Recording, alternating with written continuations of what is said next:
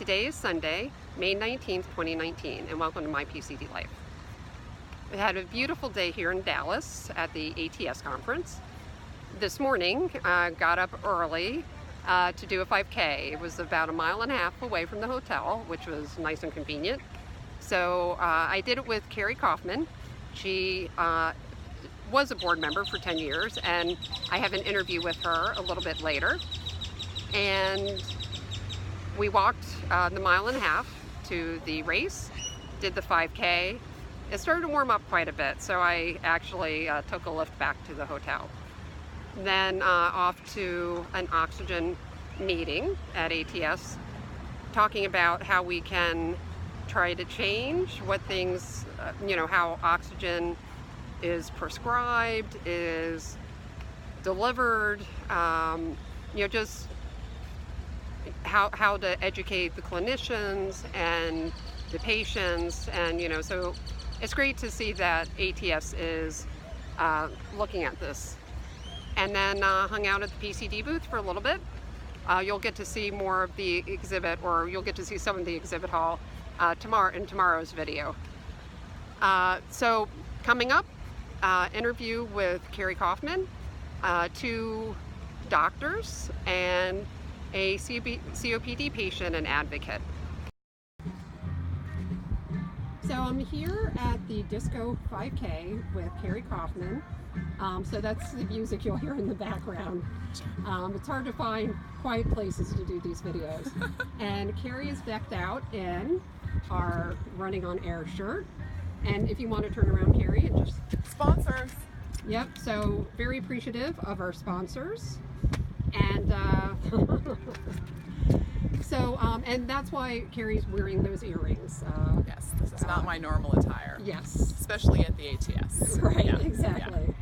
Yeah. So Carrie has been was a board member for 10 years, and she's currently coordinating the PCD patient registry. Yes. Now, Carrie, you have a very personal reason that got you involved with PCD and the foundation. Can you share that? Sure. I had a son with PCD. He would have been 11 years old this December. And so he was born with his organs reversed. That was how we initially thought he might have PCD. And unfortunately, like many children, he experienced neonatal respiratory distress, and unfortunately he did not make it through that term. So he passed away at 3 days old. I think what struck me during that time of when, even before he passed, there just was such little information. People were Googling information, which can be great, but we all know can be a complete nightmare. Well, and not just people, the doctors. The doctors. Well, yeah. More importantly, yeah. the doctors were Googling his situation because there wasn't a whole lot of information on it. And so it struck me at the time, with my background had been in technology, I'm like, why isn't there a system? Why isn't there a system in place where we can go to and access good information? And so it's been an honor to be a part of the foundation the last 10 years for me personally. The foundation's been around for 15 years, but it's always been a goal to build a clinical and research network. But you can have a network of doctors for diagnosis and treatment, but you need a system, you need a technology in place to support that. And so we've been working over the years at figuring out what the right technology is, because now technology is to the point where we can gather information from so many places, and we just need to find a flexible way to gather that data from patients, from clinicians, from biobanks, from all these places. We're storing all this stuff so that we can bring together a much more 360-degree view of patients, and so that's the goal. So our first step is to launch the registry with a pilot, which is very exciting. So by July, we should have a clinical part of the registry to launch in 5 of our centers. And then we will be expanding that through our centers, as well as getting patient-reported information, which is so key. So we're looking forward to having as much participation as we can, because the more information we have, the better insight we'll have, the better research we'll have, the more therapies we'll have, and eventually we'll beat this thing. So that's the goal, right? Yeah. So I'm here with Dr. Petter Noon. We're in the lobby of the Omni Hotel, so there'll be a lot of background noise. So Dr. Noon is at UNC Chapel Hill, and he is the head of the bronchiectasis and NTM group there. and you had gone to school, medical school there, or you had trained in Chapel Hill with Dr. Knowles. That's correct, yeah. I'm an Irish medical graduate from many years ago, but I came to do my fellowship with Mike Knowles in 1992, the summer of 1992, and almost immediately became involved in the care and research of patients with cystic fibrosis, but also non-CF bronchiectasis. And pretty quickly we became interested in primary ciliary dyskinesia because it was such a similar disease to CF in so many ways and yet different. So it kind of offered opportunities to look at why it was different, what made this disease tick. Ultimately, obviously, with the idea of could we improve care, we started seeing patients and treating patients with PCD. And as soon as sort of the word got out that we were seeing patients with PCD, people began to come from around the country actually, and we were able to do a nice little pilot research study looking at airway clearance and mechanisms that might improve airway clearance. And then following on that, we had sufficient patients to publish a fairly nice pilot sort of database study of a decent enough number of patients that you could start to see patterns of disease behavior and what organisms infected patients with PCD and what their lung function looked like and who might or might not need a transplant. And it sort of took off from there, to be honest. Great. And so the bronchiectasis and NTM Center, so how did that come about? And what would patients? What's the benefit to patients there?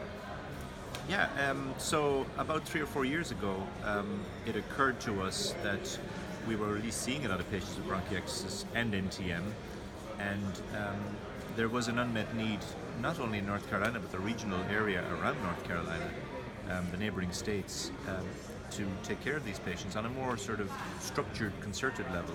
So I went to the hospital, and the hospital said, okay, we won't give you money, but we'll let you open it, call it a center, and we'll give you a little bit of resources to put a nice website together, do a podcast, and we'll see where it goes. And fairly quickly they actually supported us with a respiratory therapist, and we developed a fairly nice, if I do say so, website, and the word got out, and now we literally have hundreds of patients with bronchiectasis that come see us at some periodicity, maybe not every 3 or 4 months, but we have quite a large number of patients with bronchiectasis on our books and quite a large number of patients with NTM, which of course overlaps a little bit, but some patients have NTM without bronchiectasis, and it's growing, and I think the hospital has gotten our attention, and we might get some more support in the near future.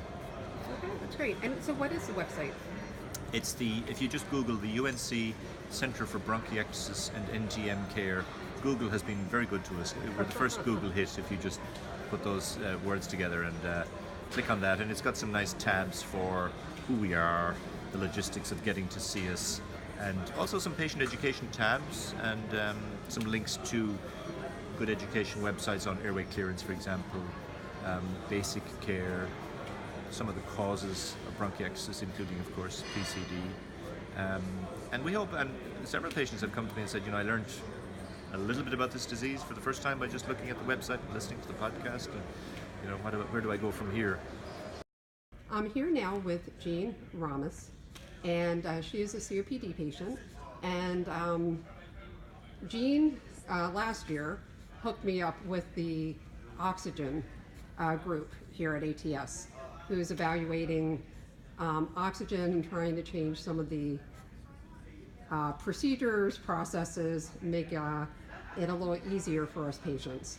And so Jean, can you tell us a little bit about your advocacy work and maybe a little bit about how you got interested in oxygen? Well, actually I got interested in oxygen first when I was first diagnosed, which was back in about 2002. And I used oxygen for about 18 months until I actually lost a lot of weight and did some tremendous exercise, got in much better shape, and didn't need to use it anymore. But then probably 8-9 years later, discovered that I wasn't able to keep my saturation levels up when I was exercising the way that I really wanted to. So I went into my doctor and I said, I need oxygen. And so that started the process. And I think I was the first person that he'd ever had who came in and said, I need oxygen, and actually knew it.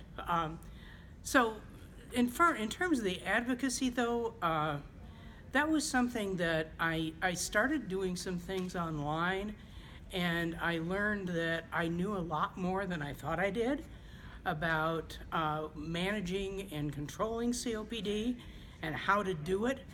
And I had no idea that there were so many people who had no idea how to do this. And so I started participating in some online groups and was asked to serve on the board of an online group. And then they said, well, gee, would you like to go to ATS and represent us and find out what's going on and bring that information back? And I said, well, yeah, I'll do that. And that's how it all got started. And when did that start? That was probably in 2007. Okay. And I've been doing it ever since. As a matter of fact, this, I think, is the 12th ATS conference that I've come to. I've gone to every one of them, I believe, since 2007. So it's been, and fortunately, I had a wonderful mentor for the first couple of years who knew everybody and who introduced me to everybody who was anybody. And I got involved with the COPD Foundation, and from there, it's just taken off from there. Well, thank you so much for everything you do. Oh, well, You know, because it's becoming more commonplace to have a patient voice, but back in 2007, it was pretty probably unusual. Yeah, it really you were was. probably one of the only patients. Well, yeah, I think that my mentor and I were sometimes the only patients who attended these conferences. And I've had opportunities to go to other conferences too. I've gotten involved with PCORI. I've done some research. I'm actually involved as a principal patient investigator on a huge comparative study of Daliresp and azithromycin 3 times a week for people with COPD. So it's, you know, the impact that I can have has just it's just grown exponentially. So I'm here at the ATS Expo with Dr. Ken Olivier, and he works at NIH, and I'm going to butcher the name of the place where he works. So Dr. National Heart, Lung, and Blood Institute. Okay, Yep. thank you. I can never remember the right order. I mix them up too. The lung's the most important. That's all Yes, you need to remember. exactly. And so, Dr. Olivier, what got you interested in? So you work with PCD patients, I do. and yeah. also NTM, That's right. and you know, and maybe you work with others that I'm not aware of. But how did you become interested in PCD and NTM? Well, my interest originally began with NTM and its association with cystic fibrosis. When I was a fellow almost 30 years ago at the University of North Carolina, we began seeing a large number of older cystic fibrosis patients with chronic infections from non-tuberculous mycobacteria. And as we began to try to understand that better, we realized that there were other genetic syndromes associated with that, and I became very interested in genetic associations with bronchiectasis. And primary ciliary dyskinesia was a relative unknown back then compared to cystic fibrosis, where the gene had been discovered and the relationship between the gene and abnormal protein was fairly well worked out. And we were just beginning to think about the genetics of primary ciliary dyskinesia.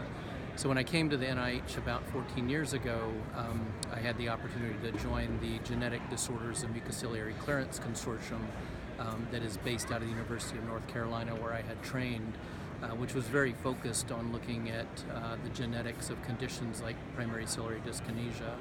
And through participating in that consortium, I've been had the wonderful opportunity to see patients with suspected PCD and other related genetic conditions and evaluate them and participate in the exciting research that's led to important renovations of the diagnostic criteria and acquiring better tools to diagnose it and really trying to understand the genetics better. And we went from knowing about 2 genes associated with the disease when I first started now over 40 genes all associated with PCD. So it's been a very exciting time, an exciting group to work with from both a research and clinical care standpoint.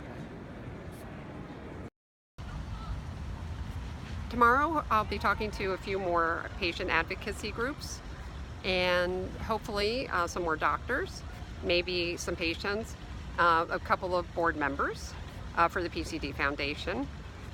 So thank you for tuning in to this episode of My PCD Life.